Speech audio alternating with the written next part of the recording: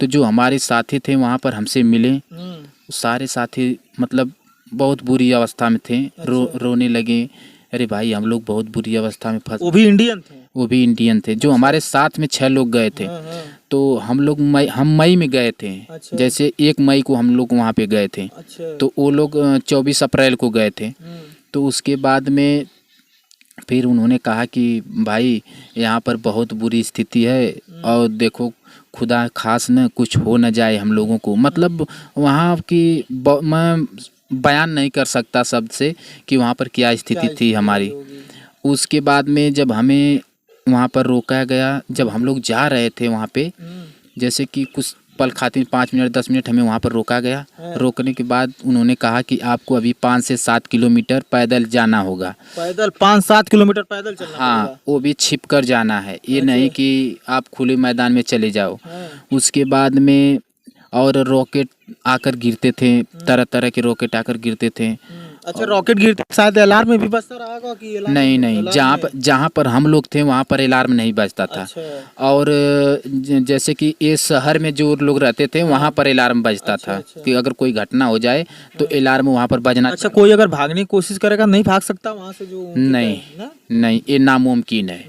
हाँ, क्योंकि वहाँ पर हमेशा ड्रोन उड़ते थे और जो कि जो हेलीकॉप्टर थे वो उड़ते थे। अब किसका हेलीकॉप्टर है किसका ड्रोन है ये तो हमें नहीं पता था, क्योंकि जो वहाँ पे रसिया वाले थे उन्हीं को पता था कि किसका ड्रोन है किसका हेलीकॉप्टर है, उनको पता रहता था, हम लोगों को नहीं। फिर जब लड़ाई शुरू हो गई तो उसके बाद क्या हुआ फिर? उसके बाद में हम लोग जब आगे जा रहे थे तब तक रॉकेट गिरा आकर और सारे लोग डर गए। तो उसके बाद में हम लोग एक बंकर में जाकर छिपे।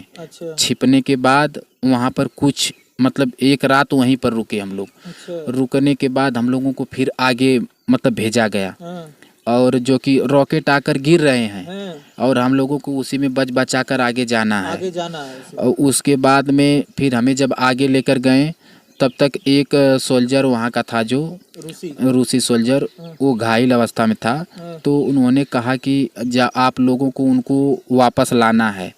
जो आगे जैसे कि आगे वो लड़ रहे थे, जो भी घायल होते थे उनको पीछे हम लोग ला रहे थे। जब जैसे कि अगर ड्रोन देख लेता था हम लोगों को तो हम लोगों के ऊपर अटैक हो जाता था और रॉकेट से अटैक होता था। जैसे ड्रोन देखते थे, जैसे ड्रोन होता है ना उड़ने के लिए, वो देखता था तो वो लोकेशन जो रॉकेट फेंकते थे उनको बताता था, वो अपने हिसाब से रॉकेट वहाँ से फेंकते थे। उसके बाद में फिर जब हम लोग लेकर आ रहे थे तब जो अरविंद कुमार था उसको मतलब जो रॉकेट था आकर हम लोगों को बगल में ही गिरा, उसके जो ओट का था ना ये हिस्सा निकल गया था। अरविंद कुमार जो था हमारे साथी, उसका जो कि वो यहाँ से ओट ही निकल गया था। उसके बाद में हम लोग वहीं पर तुरंत, जैसे कि हम लोगों को ट्रेनिंग में सिखाया गया था कि अगर कोई घटना हो तो जैसे रॉकेट आकर गिरे या कुछ भी आकर गिरे आप लोग लेट जाइए। तो आप लोग बचने की संभावना है आप लोगों को। उसके बाद में जब हम लोग लेट गए और अरविंद कुमार लेटने में थोड़ा लेट हो गया तो उसका ओठ ही उड़ गया था। तो उसके बाद में उसको हॉस्पिटल भेज दिया गया। वहीं से पीछे फिर वो चला आया। फिर और जो हम जितने लोग थे हम लोगों को आगे भेज दिया गया। जो घायल हो जाते तो उनको हॉस्पिटल के लिए भेज दिया, जो सही है उनको आगे फिर। हाँ, जब तक अगर कोई नहीं घायल होता था, जैसे जो रसिया के थे वो लोग तो 2 से 3-4 दिन में वापस आ जाते थे, चाहे 1 हफ्ता लगता था तो वो लोग वापस आ जाते थे किसी न किसी तरीके से वो लोग बात कर। और जो अदर देश के थे वो जब तक चोटिल न हो जाए तब तक वापस नहीं। इसमें श्रीलंका कई देश के भी शामिल थे क्या लड़के? हाँ, जैसे कि यहाँ पर श्रीलंका वाले थे जी, और जो कि साउथ अफ्रीका के थे। और जो कि ये क्या बोलते हैं, मतलब तरह तरह के देश के लोग थे हमें मिले थे वहाँ पे। हाँ, तो जैसे उन्होंने कहा भी था कि जैसे कि भाई हम लोग तो आकर यहाँ पर फंस गए हैं। जैसे कि हम लोग उन लोगों की भाषा नहीं जान पाते थे तो हम लोग मोबाइल में ट्रांसलेट करके, जैसे ट्रांसलेट होता है ना, जैसे कि एक हिंदी में कर दो तो रसिया में जैसे रसिया में वो बोल रहे हैं तो हिंदी में आ जाएगा। तो इसी तरह हम लोग समझते थे। उसके बाद में फिर हमें जो कि एक बंकर में रखा गया वहाँ पे, तो जो चोटिल हो गया था उसको लेकर आ रहे थे तो अरविंद भाई घायल हुए थे। उसके बाद में फिर जब हमें अरविंद भाई को पीछे भेजा गया हॉस्पिटल में, उसके बाद में हमें फिर आगे भेजा गया। फिर वहाँ पर हम लोग 2 दिन रहे। उसके बाद में उन्होंने कहा कि अब आपको आगे जाना है। अच्छा। तो हमें आगे ले जाकर हमें बोले कि आप इसी बंकर में रहो, तब तक हम लोग आ रहे हैं। अच्छा। तो हमने कहा ठीक है। उसके बाद में 3 दिन हम उसी बंकर में अकेले पड़े रहे, बिना खाए। आप अकेले थे? और बस कोई नहीं साथ? और मेरे साथ में वहाँ पर कोई नहीं था जिस बंकर में मुझे रोका गया। उसके बाद में मैंने 1-2 बार तो सुसाइड करने की कोशिश भी की थी, क्योंकि वहाँ पे खाने के लिए जैसे कि जो थोड़ा सा जो पाव भर की होती है एक डिबिया, उसी में हम लोग 5 लोग खा लेते थे और दिन भर पड़े रहते थे। क्योंकि वहाँ पर मैं ये जो हम लोगों को ट्रेन में 20 रुपये की बोतल नहीं मिलती है, मैं 1 हफ्ते उसी को पीकर मैं 1 हफ्ता गुजारा हूँ वहाँ पर लड़ाई में। उसके बाद में जब मैंने सुसाइड करने की कोशिश भी की थी, तो मेरे घर पे मेरे बच्चों की याद आ जाती थी, तो मैं बंदूक अपना हटा लेता था। और जो मेरे पास क्या नाम ग्रेनाइट था, उसको मैं लगाता, जैसे कि निकाल कर पिन यहाँ पे लगा लो या पेट पे लगा लो या कहीं पर भी लगा लो कि उड़ जाओ, काम ख़त्म हो जाएगा, कम से कम भूखा मतलब बिना खाए तो मर सकूं। उसके बाद में फिर मैं वहाँ पर था, तो फिर कमांडर एक आया। उसके बाद में उन्होंने मुझे बुलाया।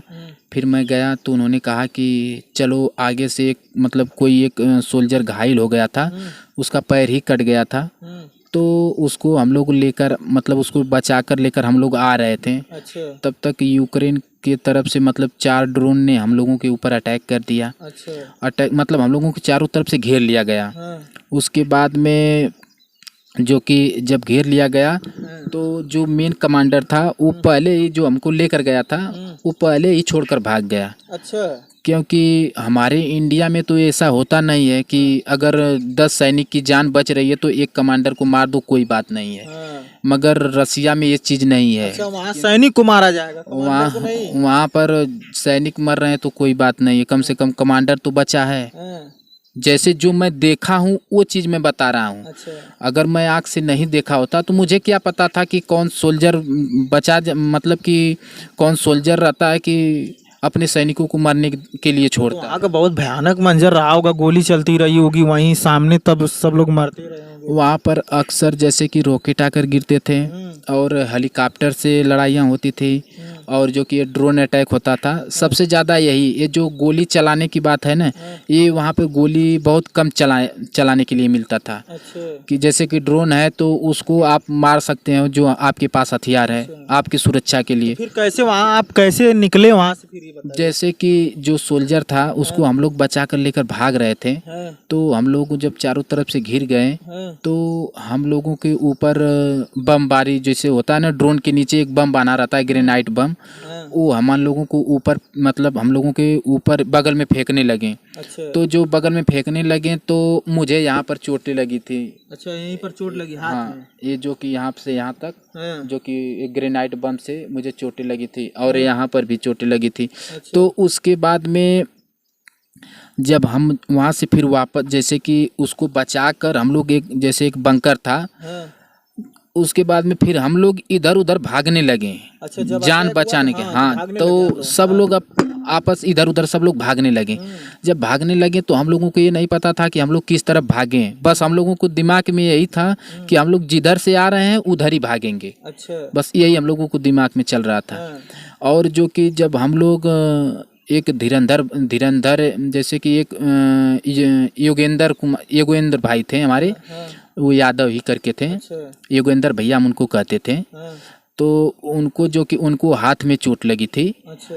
और हमें केवनी पे हमारे चोट लगी थी और जंगा पे भी चोट लगी थी हमारे उस ग्रेनाइट बम से। तो हम लोगों को जब वहाँ से वापस भेजा गया, उसके बाद में जो जैसे कि योगेंद्र भाई को पहले भेज दिया गया, हम जो कि 2-3 दिन के बाद हमें भेजा गया। वहीं पर हम लोग तड़प रहे थे और कुछ लोग वहाँ पर थे तड़प रहे थे। तो उसके बाद में 2-3 दिन के बाद जब हमें भेजा गया तो उसके बाद में फिर अरविंद कुमार से हमारी जैसे कि जब वापस हम आ गए, तो जैसे कि इसमें कुछ बातें हम जो कि वहाँ की हैं तो नहीं बता पा रहे हैं। तो उसके बाद में इसके लिए मैं माफ़ी चाहता हूँ। चलिए कोई बात नहीं। तो जैसे कि जब मैं वापस आ गया यहाँ पे तो अरविंद कुमार से मिला और योगेंद्र भाई से मिला। तो उन्होंने कहा, तो फिर हमने जो अरविंद कुमार था वो दुष्यंत भाई से बात किया अच्छा। कि भैया हम लोगों के साथ ऐसा क्यों हो रहा है। हाँ। तो उन्होंने कहा कि